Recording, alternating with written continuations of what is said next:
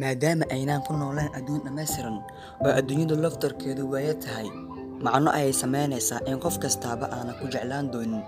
adduunka aad arkayso waxaad samaysan doontaa dad ku neceb si la mid ah sida aad u samaysato saaxiibo waxaana jiri doona dad ku necbaan doona ilaa inta ay jiraan dad ku jeclaan doona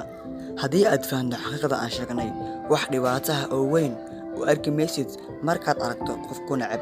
balse dhibka wuxuu yahay in dadka qaar ay u maleeyaan in adduunkan uu yahay mid dhammays ah ayna ka rajeeyaan in qof kastaa uu jeclaan doono markay arkaan qof neceb aad ay ugu xumaadaan dhaawacan naftooda waa uu gaaraa sababtoo ah waxay naftooda ka dhaadhiciyaan in haddii uu qof neceb yahay ay jiraan wax iyaga naftooda ka qaldan ujeeddada iyo hadafka muuqaalkani waa inuu kaa caawiyaa fahanka aad ka haysato sababaha qofka ku qasbi karo inuu dib markaad daawato muuqaalkan waxaad ogaan doontaa in haddii uu qof ku necbaado ama koox dad ah ay ku necbaadaan ay tahay gebi ahaanba macnaheedu aanan ahayn inaad tahay qof xun haddaba ka hor inta aanan sii gudgelin muuqaalkan fadlan sabscribe saar janalka haddii aad ku cusub tahay si aad ula socoto muuqaalada kale ee faa'iido badan aan soo gelin doono sababaha kala duwan ee dadku ku nec karaan kow nacaybka iyo kalsooni la'aanta ma og tahay in kalsooni darrada uu qofka isku qabo ay noqon karto sababta uu qofka ku neceb yahay marar badan nacaybka waxaa sababa qofku aamina inuu qof kale khatar ku yahay waxaa laga yaabaa in qof shaqaale ah uu necbaado qof kale shaqaale ah oo ay wada shaqeeyaan oo aad ugu xirfad badan sababtoo ah inuu qofkaas khatar ku yahay horumarka shaqadiisa waxaad ku dabaqi kartaa tusaale ahaan xaalad kasta oo nacayb ah oo aad aragto qofku wuxuu kuu necbaa karaa sababtoo ah wuxuu kuu arkaa inaad khatar ku tahay farxaddiisa kalsoonidiisa iyo hadafyadiisaba sidaa daraaddeed haddii uu qof ku neceb yahay taa macnaheedu ma ahan inaad adigu bilaa qiimo tahay ama ay wax kaa qaldan yihiin balse sidaa beddelkeedu macnaheedu wuxuu yahay inaad saameyn weyn ku leedahay qofka noloshiisa haddii uu qofkaasi kalsooni filan haysan lahaa wuxuu si adag u hubin lahaa inaadan noloshiisa saameyn ku yeelan karin sidaa daraaddeedna kumuu necbaadeen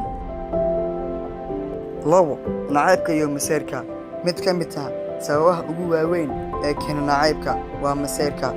haddii aad samaysato samaynta wax uu qof ku fashilmay inuu sameeyo waxaa laga yaabaa inay sababto in qofka taa kugu naco haddii ay tahay xirfad la xiriirta mihnadaada oo aad guul ka gaarto bulshada dhexdeeduba natiijadu isku mid un bay ahaanaysaa sababtu uu qofkaasi ku necab yahay waxay tahay sababtoo ah wuxuu ka masiirsan yahay guushaada tana waxaa qofka ku sababay isagoon kalsooni isku qabin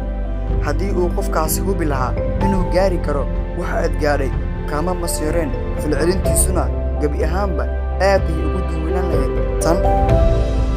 saddex nacaybka iyo isku khilaafidda danaha haddii wax dantaada ah ay si toosa uga hor imaanayaan qof kale dantiisa waxaa laga yaabaa in qofkaasi taa kuu naco laakiin su-aashu waxay tahay miyay dhammaan dadka danahoodu iskhilaafaa isnecbaadaan